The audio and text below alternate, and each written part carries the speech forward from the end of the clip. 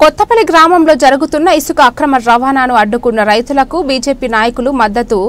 BJYM జిల్లా అధ్యక్షులు పల్లె తిరుపతి మాట్లాడుతూ, మిడ్జిల్ మండలం డార్క్ ఏరియా కాబట్టి ఇక్కడ ఇసుక అనుమతులు రద్దు చేయాలని కోరుతూ, అదేవిధంగా ఇసుక తవ్వడం ద్వారా రైతులు పంటలు ఎండిపోవడం మరియు బోర్లలో నీరు ఇంకిపోవడం ద్వారా రైతులు అవస్థపడుతున్నారని మరియు ఇక్కడ ఎలాంటి అనుమతులు ఇవ్వకుండా రద్దు చేయాలని, అక్రమ ఇసుక అనుమతులను రద్దు చేయాలని ధర్నా చేస్తున్నటువంటి గ్రామస్తులకు మద్దతు తెలిపిన బీజేపీ నాయకులు. మరి ఇసుకని తరలిస్తుంటే ఈ గ్రామ రైతులు ఆ చుట్టుపక్కల ఉన్నటువంటి రైతాంగం అంతా కూడా అరే గగ్గోలు పెడుతుంటే, ఇది గతంలోనే 1995లోనే ఇది డార్క్ మండలంగా మరి ప్రకటించారు. మరి ఇదంతా కూడా డ్రై ఏరియా. ఈ ఇసుక తీస్తే మాకు వాటర్ అంతా కూడా లేకుండా అవుతుందని చెప్పేసి రైతాంగం అంతా మరి గగ్గోలు పెడుతుంటే, గత కొన్ని రోజుల నుండి అధికారులు కావచ్చు, అధికార పార్టీ నాయకులు కావచ్చు, ఎక్కడ కూడా చలనం లేకుండా పోయింది.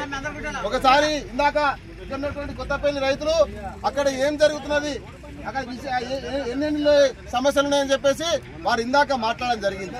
మేము ఒకటే ఇలా ఈ వేదిక ద్వారా ఒకటే హెచ్చరిస్తున్నాం, అధికారులు మరి అధికార పార్టీ నాయకులు గతంలో మీరు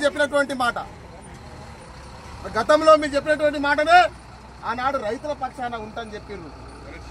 రైతుల పక్షాన ఉండాలనా ఉండరా మరి మీరే తెలుసుకోండి.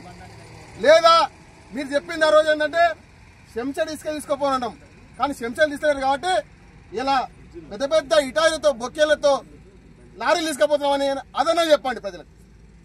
చెంచా చెప్పినాం తీసుకోపో మాట వినున్నాం, మేము చెంచా మాత్రం తీయాలని చెప్పినాం కాబట్టి తీస్తలేను. ఇలా పెద్ద పెద్ద బొక్కేళ్ళు ఇటాయిలు పెట్టి తిప్పాలు ఉండబోతున్నాం. మేము చెప్పింది చెంచానే కాబట్టి చెంచా మాట విన్నామని చెప్పి ఆ చెంచా మాట చెప్తారా చెప్పండి. అరే ఇంతనైనా ప్రభుత్వానికి ఉండాలి, అధికార పార్టీ నాయకులకు ఉండాలి. అరే ఇతరులను నొప్పేసి ఇక్కడ నడిపించేది వాళ్ళు, ఇలా ఇతరులను నొప్పని దొబ్బి వాళ్ళు నడుపుతున్నారు వీళ్ళు నడుపుతున్నారు అని చెప్పేసి మరి చెప్తుంటే, ఇలా బాధ్యతారహితంగా మాట్లాడుతున్నటువంటి మాటల అధికార పార్టీ నాయకులు ఇలా చెప్పాలి.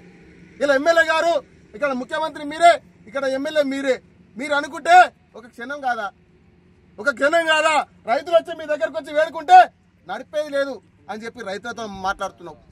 వాళ్ళు సంతోషం